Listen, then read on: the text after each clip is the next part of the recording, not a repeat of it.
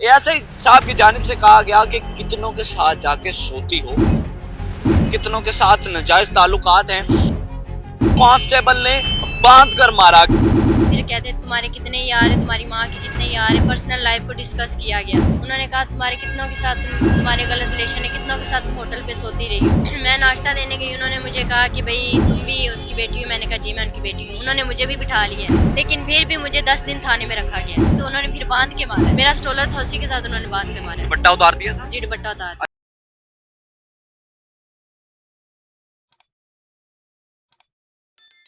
Punjab police मेरे sir का ताज है, लेकिन सभी लोग नहीं। क्योंकि जब मैं इस तरह के वाकयात सुनता हूं तो मैं परेशान हो जाता हूं। क्योंकि आज मेरे साथ एक ऐसी लड़की मौजूद है जो पैरालाइज है, और हंजरवाल के एएसआई आबिद साहब ने इसको इतने गलीज तरीन अल्फाजात कहे हैं कि मैं आपको बता नहीं सकता। एएसआई साहब की जानिब से कहा गया कि कितनों के साथ जाके सोती हो, कितनों के साथ नाजायज ताल्लुकात हैं। किसी भी पुलिस अफसर को यह राइट नहीं कि आपकी किसी की पर्सनल लाइफ में, निजी लाइफ में इंटरफेयर करें।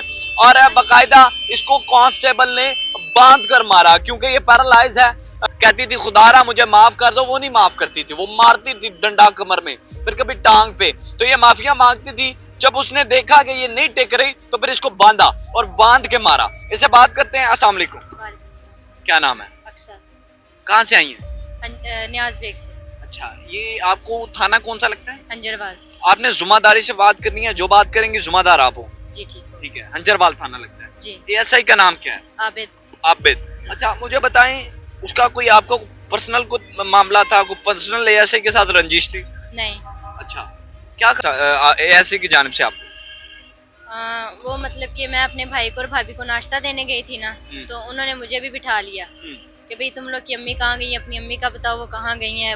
उन्होंने कत्ल किया और कत्ल करके वो भाग गई। अच्छा, इस कत्ल के जो ये वाकया बता रही है, इसकी तफसील सारी बाद में जानते हैं। पहले एएसआई साहब की आप हरकतें सुन लें। अच्छा जी। फिर एएसआई साहब की जानिब से आपको क्या कहा गया? उन्होंने बिठा लिया मुझे, फिर कहते तुम्हारे कितने यार है, तुम्हारी माँ के कितने यार है, पर्सनल लाइफ को डिस्कस किया गया कि तुम कितनों के साथ सोती रही हो, कितनों के साथ तुम्हारे गलत ताल्लुकात है, नाजायज ताल्लुकात हैं। एएसआई साहब कह रहे थे जी आपको? जी। ठीक है।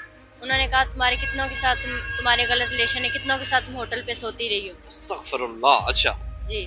अच्छा, मुझे बताएं, अब ये कत्ल वाला क्या मामला है, सच बताना है। जी ठीक है। कत्ल वाला ये मामला है कि मेरी अम्मी का ना भाई बना हुआ था, ठीक है। और वो ना किसी लड़की को पसंद करता था। वो लड़की उनकी तरफ उनके साथ ना एक दो दफा हमारी तरफ आती जाती थी। ठीक है। फिर इसी तरह वो मेरी अम्मी की बेटी बन गई और हमारी बहन बन गई, तो उनका आना जाना हमारी तरफ हो गया ज्यादा। जब भी मतलब कि जो अंकल थे ना हमारे, जो मामू बने हुए थे वो अक्सर ना मतलब कि उसको हमारी तरफ छोड़ जाते थे, क्योंकि उसकी अपनी फैमिली नहीं थी। उसका सगा माँ बाप फोत हो गया हुआ था, उसकी सगी भाई भी, सगा उसका एक ही भाई था जो फोत हो गया था। सतेले भाई था, उसकी सतेली माँ थी जिन्होंने उसे घर से निकाल दिया हुआ था। अच्छा, घर से बाहर निकाल दिया कभी उस वो अपनी लड़की खाला की तरफ रहती थी और कभी वो अपने कजनों की तरफ, और कभी वो हमारी तरफ रहती। लड़की का नाम शुमाइला। अच्छा। तो कभी वो हमारी तरफ रहती थी, तो वो फूड पॉइजनिंग करती थी, मतलब कि ड्रग्स का नशा करती थी। अच्छा जी। तो वो उसका ना अपनी फैमिली तो नहीं थी, वो फिर मेरी अम्मी को अम्मी कहती होती थी, बाजी कभी बाजी कहती थी, अम्मी भी कहती थी बाजी, सब कुछ मतलब मेरी अम्मी को ही मानती थी। अच्छा। तो उन्होंने फिर मेरी अम्मी को कहा कि बाजी मैं जगह जगह पे धक्के खाती हूँ, आमिर से ना आप मेरा निकाह करवा दे, आप शामिल होके ना। जो आपकी माँ का भाई बना हुआ? जी, उसके साथ मेरा निकाह करवा दे। ठीक है। तो मेरी अम्मी ने ना फिर उसका निकाह करवा दिया आमिर के साथ।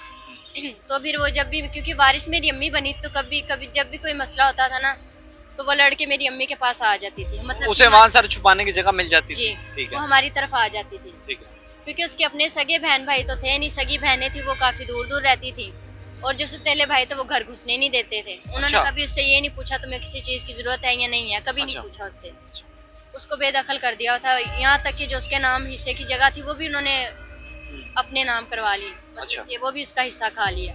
अल्लाह। अच्छा, तो, फिर? तो वो ना अम्मी की तरफ आई हैं तकरीबन 9 बजे। उस दिन भी वो लड़की आई हैं, और तकरीबन वो 1.5 महीना पहले लड़ी हुई थी, लेकिन हमारी तरफ नहीं आई थी। 1.5 महीना वो अपनी कजन की तरफ, कभी खाला की तरफ रही, क्योंकि हर दफा लड़की हमारी तरफ आती, तो इस दफा वो लड़की हमारी तरफ नहीं आई है। अच्छा। तो वो तकरीबन जिस दिन उनकी डेथ हुई ना, उस दिन 9 बजे आई है हमारी तरफ। मेरी अम्मी को कहती कि बाजी मैं ना आमिर के साथ लड़के आई हूँ। तो मुझे कहती कि मैंने ना शेखपुरे, मेरी अम्मी को कहती कि मैं ना बाजी शेखपुरे मैंने जाना है। मेरी अम्मी ने कहा नहीं तुम ना अभी रहने दो, सुबह मैं तुम्हारे ना अमर के साथ बात करके ना सुलह करवा के तुम्हें भेज दूंगी। ठीक है। तो हमें नहीं पता था कि वो ड्रग्स ज्यादा ओवरडोज करके आई है मेरी अम्मी को, मतलब कि मेरी अम्मी को नहीं पता था। अच्छा, वो पीछे से ही ओवरडोज आई थी? जी, पीछे से ओवरडोज करके आई, यहाँ पे आके की इसलिए हमें नहीं पता, क्योंकि वो सेपरेट रूम में, क्योंकि मैं भी घर पे नहीं थी और बाकी मेरी सिस्टर है वो शादीशुदा है। ठीक है। तो वो जो मेरा रूम था ना उसमें वो जाके सोई थी, अकेली थी वो, अकेली मतलब कि हमारे मेरे रूम में अकेली जाके सोई है। ठीक है। क्योंकि मेरी अम्मी ने रात को मना कर दिया था कि अभी नहीं जाना, सुबह मैं सुलह करवा के भेज दूंगी। ठीक है। वो फिर हमारे रूम में चली गई, जाके सोगी। तकरीबन 9 बजे की आई, तकरीबन 5 बजे का टाइम था। मेरा भाई उठा है और ना मेरा कजन जाग रहा था, उसके साथ ही कहीं बैठा हुआ था, जाग रहा था वो। तो कजन मेरे ने बताया कि भाई बाजी उसकी ना तबीयत खराब हो गई। भाई को मेरे बताया और भाभी मेरी को बताया। फिर मेरी अम्मी तो नीचे सोई थी, क्योंकि मेरी अम्मी का सेपरेट रूम है, वो नीचे सोई थी। मेरी अम्मी को जाके उठाया कि भाई वो आपी शमाइला की तबीयत खराब हो गई है। तो मेरी अम्मी, वो उसके हाथ पांव उल्टे हो गए थे, उसको जैसे कसर पड़ती ना उसकी, मतलब दौरे पड़ रहे थे। दौरे पड़ रहे थे। ठीक है। तो वो अम्मी, मैंने कहा ऐसे तो दौरा पड़ा है। तो मेरी अम्मी ने ना फिर उसके शोहर को कॉल की, जो मतलब कि मेरी अम्मी का भाई बना हुआ था, उसको कॉल की कि पायन शमाइला को ना इस तरह ना कसर पड़ी है। अच्छा। तो उसका शोहर कह रहा बाजी उससे तो मैंने 1.5 महीना हो गया फारिग कर दिया, आपने क्यों घुसने दिया उसे? ठीक है। तो मेरी अम्मी ने फिर कहा कि अच्छा, फिर मेरी अम्मी ने कहा उसको उसकी तबीयत खराब है। उसने कहा कि मैं तो कुछ नहीं कर सकता, क्योंकि मैंने तो 1.5 महीना पहले उसे फारिग कर दिया हुआ है। अच्छा। मतलब कि घर से निकाल दिया हुआ लड़के। ठीक है। तो वो फिर मेरी अम्मी ने उसके मतलब कि कुछ रिश्तेदार के नंबर थे, तो उनको कॉल वगैरह की। तो उन्होंने उनकी कजने वगैरह, तो कुछ कजन थी, पता नहीं, ये मुझे नहीं पता, ये मेरी अम्मी को पता है। उन्होंने कुछ लोगों को कॉल की, उनके जानने वालों को, वो भी टाइम पे नहीं आए। फिर मेरी अम्मी ने रेस्क्यू टीम को कॉल की, और कुछ मतलब के कारी साहब वगैरह थे जिनको दम के लिए के उनको बुलाते थे, कॉल पे ही दम वगैरह करवाते रहे उसको। फिर रेस्क्यू टीम बुला ली अम्मी ने, तब तक उसकी डेथ हो गई। फिर उसके बाद डेथ हो गई, आपने पोस्टमार्टम करवाया?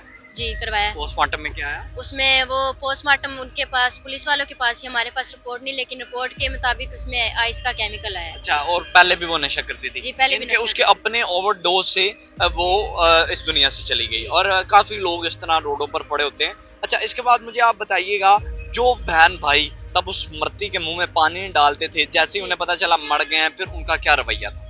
उनका ये रवैया था, वो कहते थे वो तो नशा करती नहीं थी, जबकि ये साफ क्लियर था कि वो पहले से नशा करती। पोस्टमार्टम में भी आ जाता है। जी, वो पहले से नशा करती थी। वो कहते थे वो नशा करती नहीं, जबकि उसने 1-2 दफा पहले भी ओवरडोज की वजह से उसका ना मैदा बोश हुआ था। अच्छा। तो इस दफा भी उसने ओवरडोज की, लेकिन हमें पता नहीं था कि उसने ओवरडोज की है, या वो पहले से खा के आई है, यहाँ पे हमारे घर आके उसने ओवरडोज की, ये हमें नहीं पता था। ठीक है। तो उसके बहन भाई कहते हैं कि मेरी अम्मी ने, जो उसका शोहर है, उसको कहते कि आपने बाजी जमीला से क्या है कि उसको मरवाया है। अच्छा, मुझे बताएं, उसके बाद वो उन्होंने आप लोगों के खिलाफ एफआईआर करवा दी? जी, हमारे खिलाफ, के मेरी अम्मी ने उसको बांध के, मतलब के पकड़ के बांध के खिलाई आइस। अच्छा, यानी कि पोस्टमार्टम में भी ये आया कि जी वो पहले से नशा करती थी, और आइस उसने ज्यादा ओवरडोज ली और मर गई, लेकिन इन पर जो है वो एफआईआर हो गई। ये इनकी जुबानी बात है, हकीकत अब अल्लाह की ज़ात जानती है।